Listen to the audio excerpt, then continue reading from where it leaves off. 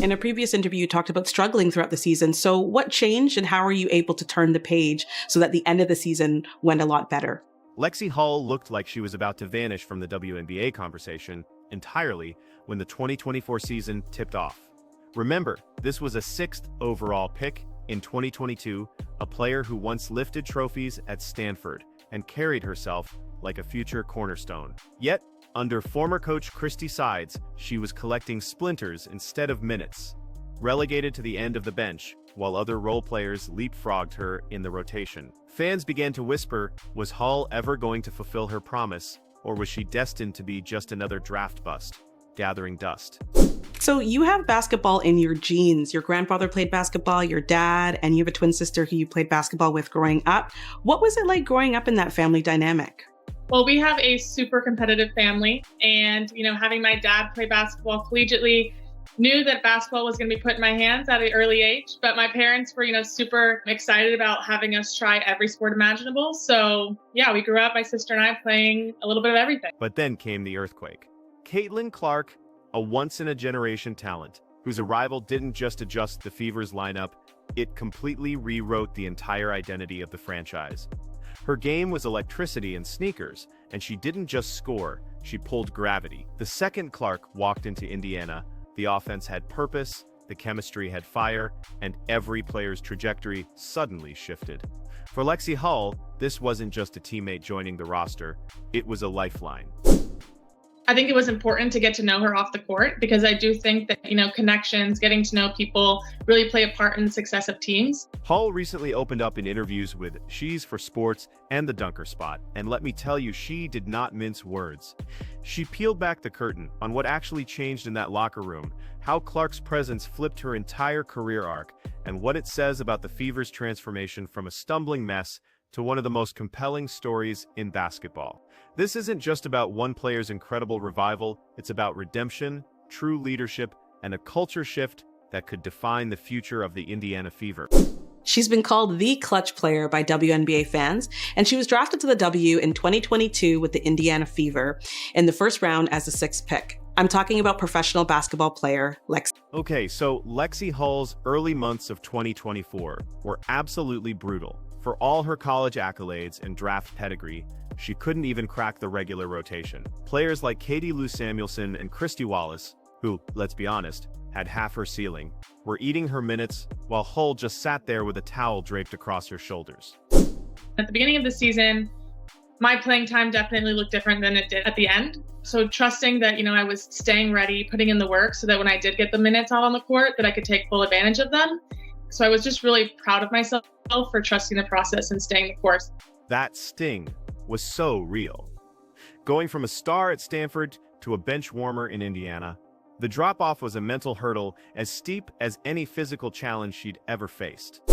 The basketball part of the transition is really tough. Everybody out on the court was one of the best players on their college teams, definitely the best player likely from their high school team. So it's just this mishmash of the best basketball players, and then you're playing against people that have been there for years and years. Meanwhile, the entire team itself was just spiraling. The Fever stumbled to a dismal 1-8 record right out of the gate. A start so depressing, it had fans in Indianapolis literally begging for answers. And guess what? Those answers simply weren't coming. We were just sick that we had lost so many games, and also feeling like we were better than that. Headlines were filled with sharp criticisms. Poor rotations, leaky defense, zero chemistry. Everyone in that locker room felt the immense pressure, and Hull, stuck on the sideline, had to fight her own doubts while the entire ship looked like it was sinking. Part of my role is just getting to the open spots, and we have such a good offense that people find the open person. So to be that open person, you get excited. You get excited for the opportunity to shoot and score and be part of the momentum. But Hull, she refused to let that narrative close in on her. She doubled down on the grind, sharpening her cutting, ironing out her jumper, and staying ready for whatever scraps of opportunity she could grab. And through it all, she leaned on the encouragement of her teammates, players who still believed in her potential, even when the stat sheets didn't. That belief became pure fuel. What is it like playing off of Caitlin Clark, Kelsey Mitchell, and Aaliyah Boston? I mean, they make my job really easy, right? It's awesome. And it's really cool to see all of them just grow, not only from this year, but playing 3 years with Kelsey, 2 years with Aaliyah. They're so impressive. Then, boom, Caitlin Clark arrived, and everything changed. The moment Caitlin stepped into that locker room, it was as if the lights came back on. Practices had juice again. Fans were flooding arenas, and suddenly, Indiana wasn't a punchline. It was the hottest ticket in the league. Clark brought that edge, that relentless drive to compete, and she made sure everyone else matched it. And I think it's really fun because they garner so much attention, obviously, from the other team's defense. So then it allows the other players, me included, to make cuts, make reads, and they're really good at finding, those openings and giving the ball up when it's needed and finding the better shot. So it's really fun, and I feel really lucky to get to play with them. As Hull herself put it, with a laugh, "We play against guys in practice, and if they're not winning, Caitlin's going to do everything she can to make sure they're competing." That's not just energy, that's a complete transformation. I mean, I definitely got passes and tried to finish when I wasn't expecting to get the ball. So now it's okay, every cut I have, every cut I make, every fast break I run, I have a real opportunity to get the ball, which definitely took me a second. And I think it really just took one of those to really get my head around oh, she's all the way down at the other end of the floor and she could still make the pass to me down at the block at this end. So, it's been awesome. What Clark brought was more than just star power. It was a basketball brain wired on fast forward. She read defenses like a veteran quarterback, threading passes into windows that teammates didn't even know existed. For Hull, that was a total revelation. Suddenly, she was wide open, finding herself in scoring positions she'd never had before. "She's making passes I didn't think were possible," Hull admitted. Clark's gravity pulled defenders like a magnet, and her vision carved up defenses to free her teammates. The Fever's offense was no longer stuck in the mud. It was humming. It's so fun to be able to know that you're not just cutting to cut, knowing that you're cutting with the possibility of actually making a really cool play. So that makes it that much more worthwhile. Clark's fire, it was absolutely contagious. Her competitiveness spread through the roster like wildfire. Players who once doubted their ceiling now felt like they could go toe-to-toe with anyone. The rookie didn't just bring buckets, she brought belief, and for Hull, that was everything. Clark's maturity and leadership landed instantly, with the team elevating both morale and performance in one swoop. She sees the game at a bigger scale, obviously with the platform that she's created for herself, and then that's transitioned to the game. It's huge. And I think for me, especially as a point guard and as someone that's delivering a lot of the passes that lead to shots, if I miss, she's definitely going to say, you got the next one. I can count on her for keeping me confident and positive. So yeah, I think that shows the player that she is and the leader she is as a point guard. And soon, the results actually started to follow. The Fever began to find their rhythm, evolving into a cohesive, dangerous offense. Hull herself admitted, "The game becomes so much more fun when you know you're cutting with a real chance to make a play." Clark gave her that chance. She wasn't just a star, she was a game changer who altered the trajectory of teammates like Hull in real time. But here's the kicker, was this jolt of energy enough to truly turn Indiana's season around? That remained the big question. And the answer would take shape in the brutal grind of the coming weeks. It's really awesome to get to know her as well because, she's a great person, but you have all these expectations put on her and our team has put on her and fans have put on her. So to see her kind of be so mature in that transition, it's been really awesome. And I'm just really proud to, have her on the team, and it's been exciting. But here's what's truly mind-blowing. The shift didn't happen under bright lights in front of cameras. It happened behind closed doors, in practice. Those sessions, Hull explained, became battles, not drills. Scrimmages turned into wars because Clark demanded it. If a set broke down, Clark pushed them to fix it on the spot. No excuses, no shortcuts. Her competitiveness raised the bar, and the rest of the roster had to rise with it. Coaches saw the change too. Practices that once dragged suddenly had teeth. And from that fight, a true team identity began to form. The Indiana Fever had a history-making year. What was that like for you to be a part of that? really grateful for the opportunity to not only play in the WNBA, but to be on a team like the Indiana Fever. I've seen so much growth, not only on the team side, how we're performing on the court, but also the growth in fans. I mean, on the road, it felt like home games. We're playing in sold out arenas that we have not played in the last 2 years before that. So, I mean, it's just really exciting. For Lexie Hull, this transformation wasn't just a team story. This was something deeply personal. All of it comes down to trusting the process. And part of that process is making sure that the work's getting done. Hull threw herself into sharpening the finer details of her game, dialing in her cuts and chasing consistency with her jumper.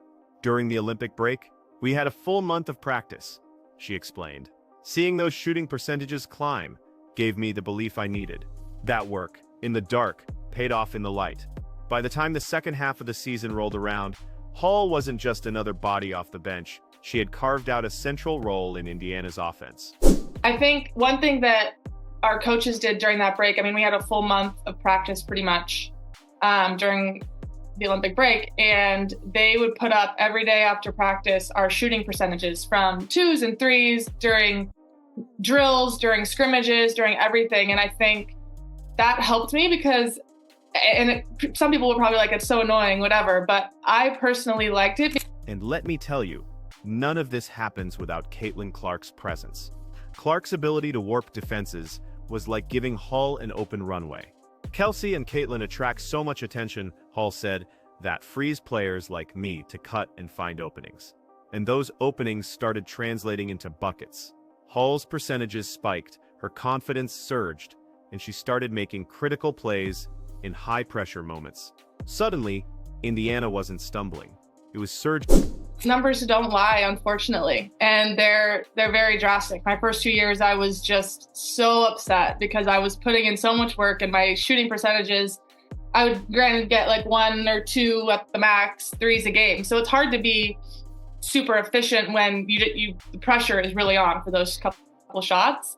But the numbers don't lie. So it really allows you to look at improvements and really shoot for goals and keep yourself like accountable. As the Fever started stacking up wins, their chemistry became impossible to ignore.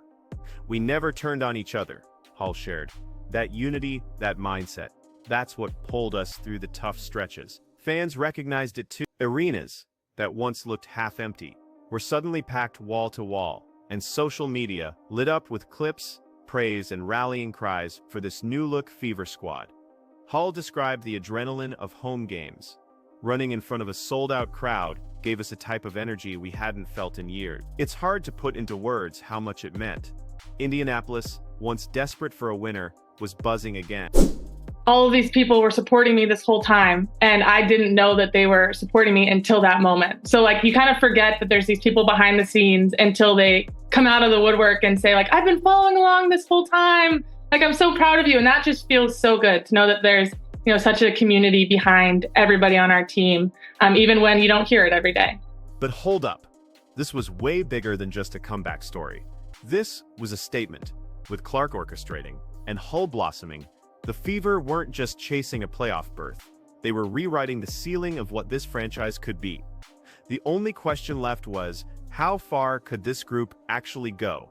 And could they keep this chemistry alive under growing expectations? And you and Erica Wheeler started swapping outfits. So where did that idea come from? Our styles are so drastically different.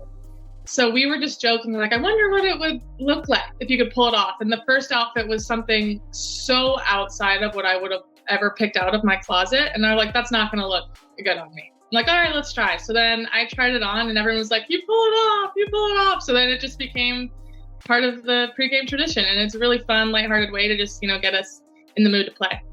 Off the floor, the Fever's rise was just as dramatic and honestly, a little wild. Players like Hull suddenly found themselves living a new reality. Quick errands in Indianapolis suddenly turned into impromptu autograph sessions. The faces that had been anonymous were now household names in the city. It was thrilling, but also a little overwhelming. Walking through the grocery store in Indianapolis and trying to just go get some groceries and someone fist bumps me and says, go Fever. That's just a really cool environment. And it shows, the dedication of the fans and the fandom in the city. So that part's been awesome. Fame. You see, the game, as Lexie Hull quickly learned, is totally a double-edged sword. Every game came with instant online breakdowns. Every loss meant a fresh wave of noise, and guess what? Every win brought its own new pressures.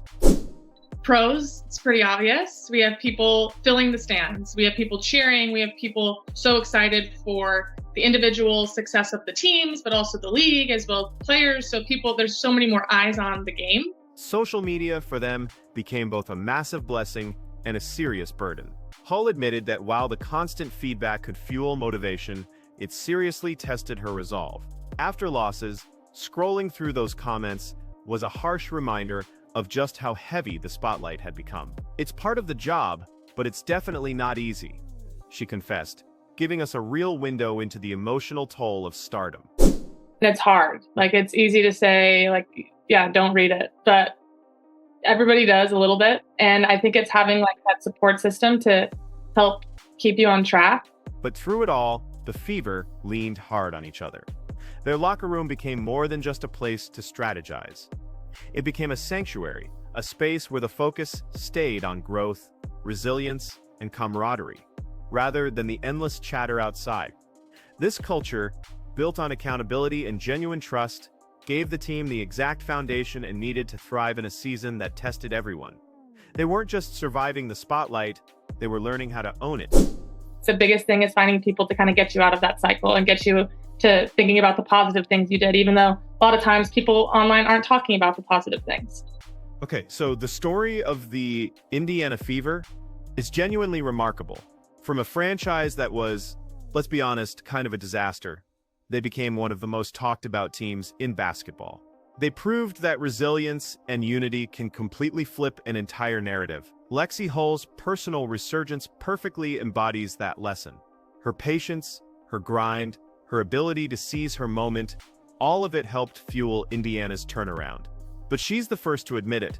Caitlin Clark was the catalyst. She's not just a star player, she's a force who genuinely makes everyone around her better, Hull said. And honestly, that's the absolute truth.